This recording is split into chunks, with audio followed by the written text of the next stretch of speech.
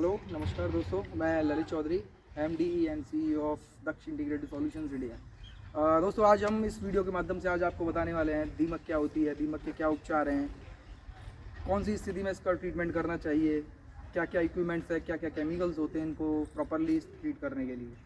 जैसे कि आप जो दोस्तों जानते हैं, दीमक क्या एक साइलेंट डिस्ट्रॉयर होते हैं जो कि हमारी प्रॉपर्टी को नुकसान पहुंचाते हैं।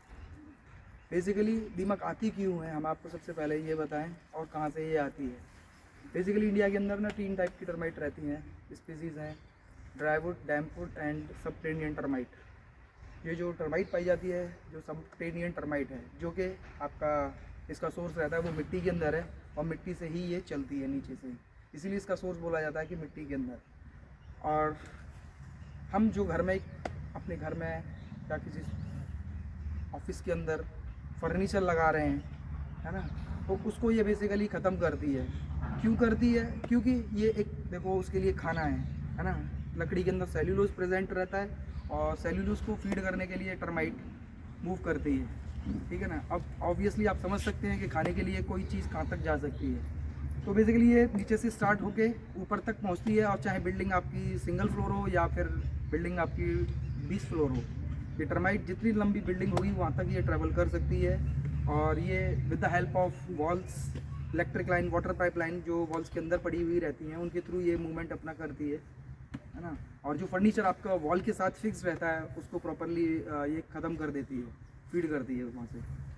तो बेसिकली हम आपको बताते हैं कि इसका ट्रीटमेंट करने का जो उपचार केंद्र है वो किस तरीके से करते हैं। हम यहाँ पे हम फ्लोरिंग लेवल पर ट्रीटमेंट कर रहे हैं। जैसे कि जब आपका घर बन रहा है उस टाइम पे ट्रीटमेंट इसका कराना बहुत ज़रूरी रहता है, क्योंकि उस टाइम पे जो भी आपके घर में मिट्टी यूज़ हो रही है, ऑफिस के अंदर, घर के अंदर, वेयर हाउस के अंदर जो भी मिट्टी आप यूज़ हो रही है इस स्ट्रक्चर में, उसको बेसिकली टर्माइट फ्री किया जाता है। तो यहाँ पे हम देखते हैं सबसे पहले इसके लिए जो फ्लोरिंग लेवल पे प्री कंस्ट्रक्शन में ट्रीटमेंट होता है उसके लिए हम किन किन टूल्स का यूज़ करते हैं।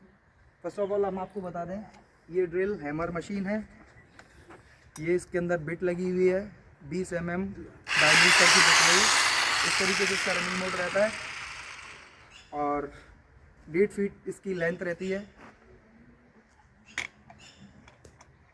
और बेसिकली ये आपका वाटर लिफ्टिंग मशीन है जो कि केमिकल को इंजेक्ट करने के लिए काम आती है। ये बेसिकली केमिकल्स है, ये बायर कंपनी का प्रीमाइस केमिकल, जिसके अंदर एक्टिव इंग्रेडिएंट इमिडाक्लोप्रिड 30.5% SC में होता है, जो कि टर्माइट के लिए बहुत इफेक्टिव है, जो कि बेसिकली डोमिनो इफेक्ट पे काम करता है। मतलब डोमिनो इफेक्ट बोले तो ऊपर से लेके नीचे तक जितनी भी इसकी कॉलोनी डेवलप हो रखी होती हैं, जितनी भी कॉलोनी है, सबको ये ख़त्म करता है।